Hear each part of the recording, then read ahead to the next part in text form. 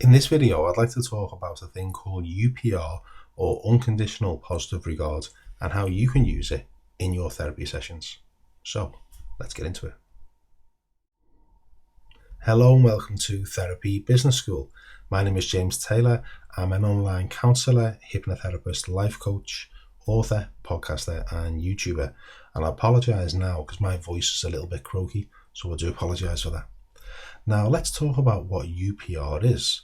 Now this channel is not just for counsellors, it's for anyone who's in the wellbeing space, whether they're hypnotherapists, life coaches, healers, whatever it might be. Now, counsellors may already be aware of this or may have heard of it, but there might be some of the viewers that haven't got a clue what I'm talking about.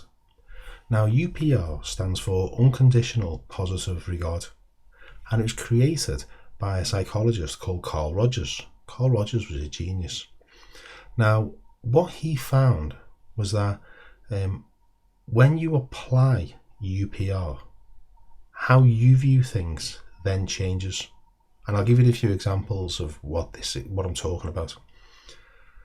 Now, he said that if you are sitting in one chair as a therapist and the client is sitting opposite you, and you're keeping your head on, trying to process thoughts, feelings and emotions when the client is telling you about their experiences, there's going to be a mismatch, because your thoughts and feelings and experiences and emotions are going to be different to what the client's thoughts, feelings, experiences and emotions are.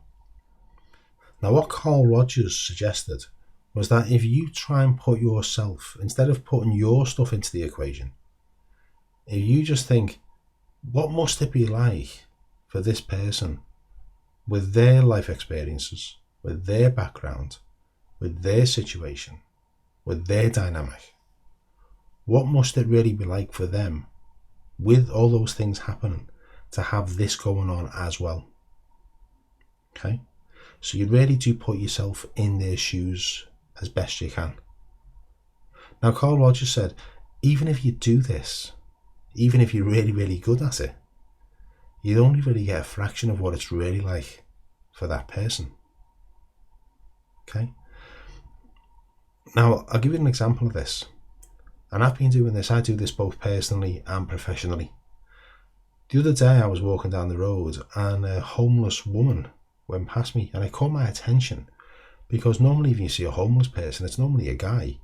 But to see a homeless woman, I can't recall if I've ever seen a homeless woman, or there's very few anyway.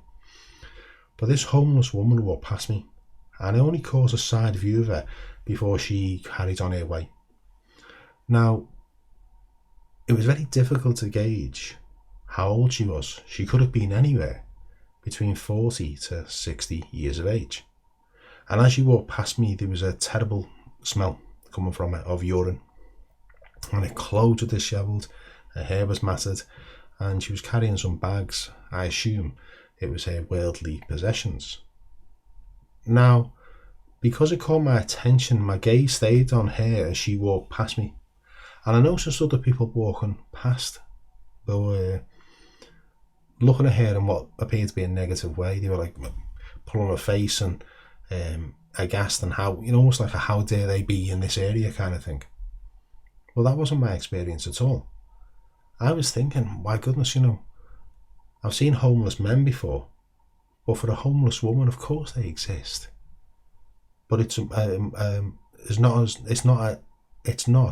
as usual a sight for me to see if I see anyone who's homeless. And I thought to myself, what must it be like for that woman who's anywhere between 40 to 60 years of age? I wonder what it must be like for her, what's happened in her life that's caused this situation where she is living the way she's living. What must it be like for her to be homeless, to have all her possessions in carrier bags, to not be able to maintain herself with personal hygiene, to be aware that her clothes are literally rotting on her back, and there's this smell emanating from her that of course she's aware of. What must it be like to try and find somewhere to sleep at night? Is she fearful of being attacked? Is there a fear of, where the next meal's coming from. Is what feelings are there? And all this flooded through me within seconds. While other people I noticed were looking at her in quite a disgusting way. Now, of course, even those few seconds that I was thinking, I wonder what's happened to this lady, that this is her dynamic. It changed how I viewed that lady.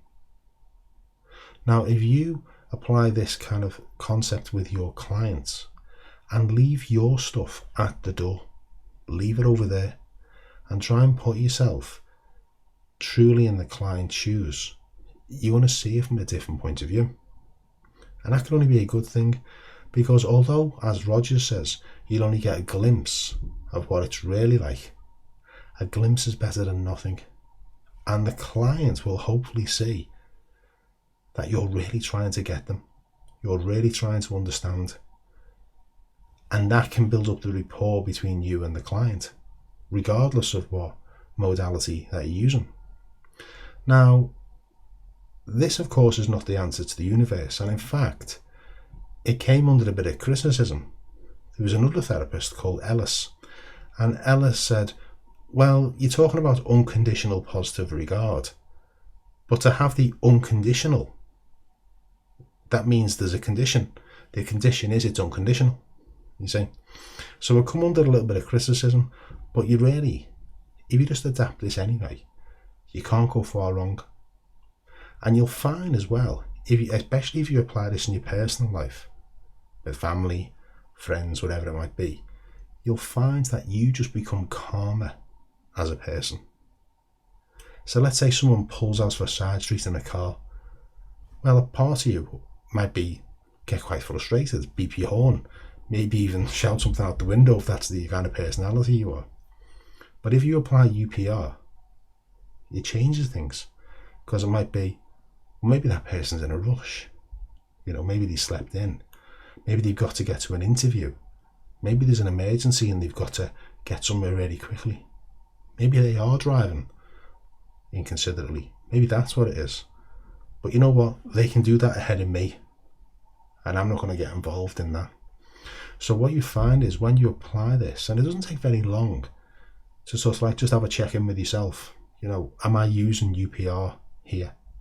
You'll find that things just become very still internally for you. And when you're quieter and calmer inside, you'll think clearer, even if other people are not calm around you. All right? So that's just a little brief introduction of UPR, and an even littler introduction on Carl Rogers. I would definitely recommend looking at some of his work. If you look on YouTube, in fact, you can see him in action. If you look on YouTube for a thing called the Gloria Tapes, fantastic bit of footage of Carl Rogers in action. And what I'll do is I'll put the link for the YouTube Gloria Tapes in the description below. All right? I'd encourage you to watch that. So hopefully you've liked this episode. If you have, I always say this, please remember to give the like, the share and the subscribe. And I will see you on the next episode. And I'm going to go because my voice is starting to go. So I'll see you next time. This is James from Therapy Business School. Bye-bye.